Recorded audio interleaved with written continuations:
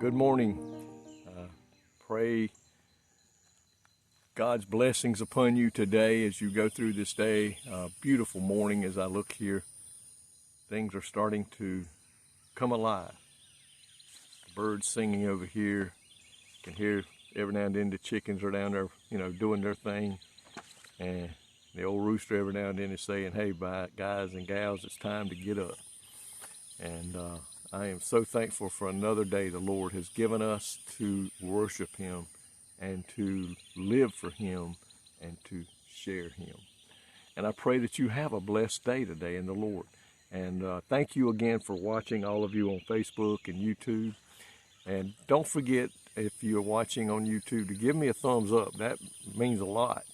And that means that they will begin to put me out in more places so that other people can see this. And I'm so thankful for all of you that share these with other people. I want to talk to you today a verse found in 1 John chapter 2, verse 28. It says, "And now, little children, abide in Him, that when He shall appear, we may have confidence and not be ashamed before Him at His coming." You ever thought about that when somebody was coming to your home, a visitor? Not really a relative. We don't seem to want to clean up as much as we do for relatives as we do an important visitor. Say like when the preacher's coming over, or maybe somebody works with you or your husband, and you're now you got them coming to your house. You want to clean it all up. You take care of it. You put stuff out of the way. You hide stuff and they don't open the door and it all fall out. But it says here that abide in Him so that when He comes, in other words, Jesus, we won't be ashamed. A Christian, listen, can be accepted, but not acceptable. And you say, well, how can that be? A child who plays in the mud, for instance, he is accepted by his or her parents. But guess what? They're not in acceptable condition. They got to be cleaned up. So we need to live every day on high alert. My friend, Jesus is soon to come. I preached on that this past Sunday on the coming of the Lord. And what we need to do is be on high alert, looking for Jesus to return with all influence on how we do. We need to live our life so that when He shows up, we'll not be embarrassed. We will not be afraid. We will not fear. Use every day. Live on high alert. And it says looking for Jesus to return. The Bible says we need to look every day for His return. I want to look at these three things. Abiding is not following a rigid checklist or religious rules. It is about maintaining an active, ongoing relationship. Habitation, not visitation. It means making your home in Christ rather than just visiting Him on Sundays or whenever you are in trouble or have a need. Then you decide to read, or you decide to pray, or you decide to come to church. A lot of people live their life like that.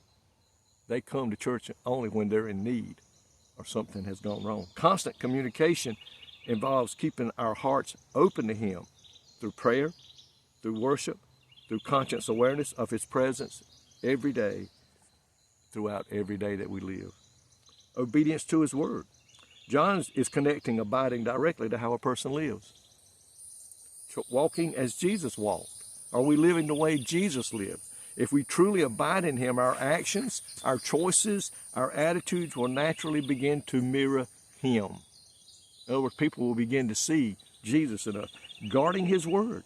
It means letting the Word of God, its teachings, take root in our mind, and in following them, let them guide our daily decisions. We need to do these things. Obedience to His Word and continuous fellowship.